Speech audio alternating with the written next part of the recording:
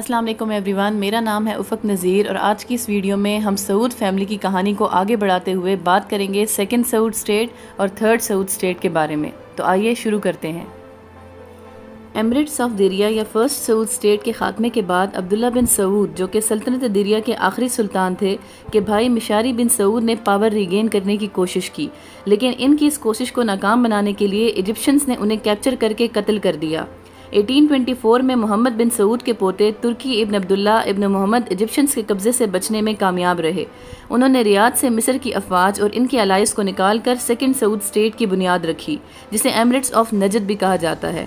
उन्होंने रियाद को अपना कैपिटल बनाया और अपने बहुत सारे रिश्तेदारों की सर्विसेज हासिल की, जिनमें उनके बेटे फैसल इब्न तुर्की अल सऊद भी शामिल थे। 1834 में तुर्की को मिशारी बिन अब्दुल रहमान ने असैसिनेट किया, जो कि इनका कज़न था। कुछ ही अरसे के बाद मिशारी को फैसल इब्न तुर्की ने अपने बाप की मौत का बदला लेने के बाद कत्ल करते हुए सेकंड सऊद स्टेट के सबसे प्रोमिनेंट रूलर का खिताब हासिल किया। 4 साल के बाद इजिप्शियंस ने दोबारा नजद पर हमला किया और लोकल पॉपुलेशन का सपोर्ट ना होने की वजह से फैसल को शिकस्त हुई, जिसके नतीजे में उन्हें अरेस्ट करके 1838 में दोबारा मिस्र की जेल में भेज दिया गया। इसके बाद इजिप्ट ने खालिद बिन सऊद, जो कि अब्दुल्ला बिन सऊद बिन अब्दुल अजीज़ के आखिरी भाई थे, को रियाद का रूलर डिक्लेयर किया और मिस्री अफवाज ने उन्हें सपोर्ट भी किया।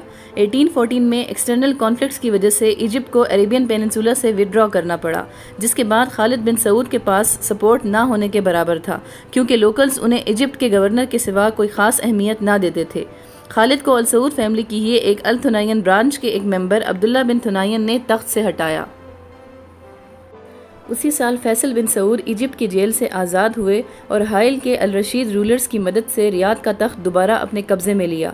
बाद में उन्होंने अपने बेटे अब्दुल्ला बिन फैसल बिन तुर्की को अपना जानशीन मुकर्रर किया और एमिरेट्स ऑफ नजद को अपने 3 बेटों अब्दुल्ला, सऊद और मोहम्मद के बीच डिवाइड कर दिया।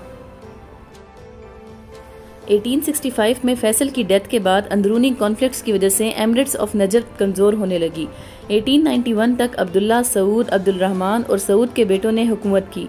अब्दुल्ला के ओवरटेक करने के बाद उसके भाई सऊद ने उसे चैलेंज किया और दोनों भाइयों के दरमियान नजद के तख्त को लेकर मुकाबला हुआ। दोनों के दरमियान काफ़ी लंबे अरसे तक सिविल वॉर चलती रही और तख्त का तबादला होता रहा। मोहम्मद बिन अब्दुल्ला अल राशिद, जो कि सऊदीज़ के वेसल में से एक थे, ने इस जंग से फ़ायदा उठाया और रियाद समेत नजद के कई इलाकों को कैप्चर कर लिया। 1891 में बैटल ऑफ मुलायदा के बाद उसने नजद के आखिरी हुक्मरान अब्दुल रहमान बिन फैसल को एक्सपेल किया और इसी तरह सेकंड सऊद स्टेट का खात्मा हुआ। सेकंड सऊद स्टेट के खात्मे के बाद 1901 में अब्दुल रहमान के बेटे अब्दुल अजीज़ बिन अब्दुल रहमान, जिन्हें बाद में इब्न सऊद भी कहा गया, ने कुवैत के अमीर से रियाद पर हमला करने के लिए अफवाज और मदद की अपील की। राशिदीस के साथ बहुत सी जंगों और इख्तिलाफात की बिना पर अमीर ने इब्न सऊद की बात मानकर जंग के लिए उन्हें वेपन्स और घोड़े दिए। 1902 में इब्न सऊद और उसकी आर्मी रियाद पहुंची। इब्न सऊद और उनकी आर्मी ने मसमक फोर्ट को कैप्चर करने के बाद रियाद के चीफ इब्न अजलान को मारकर रातों रात रियाद शहर पर कब्जा कर लिया। इस कब्जे के बाद उन्होंने थर्ड सऊद स्टेट या किंगडम ऑफ रियाद की बुनियाद रखी। 1906 में सऊद फोर्सेस ने अल कासिम रीजन को ओवरटेक करके बैटल ऑफ कासिम जीत ली। 1913 में इब्न सऊद ने अल हासा को कॉन्कर किया, जो कि 1871 से एक ऑटोमन टेरिटरी थी, और इसे कातिफ समेत एमिरेट में इंटीग्रेट या जम कर दिया।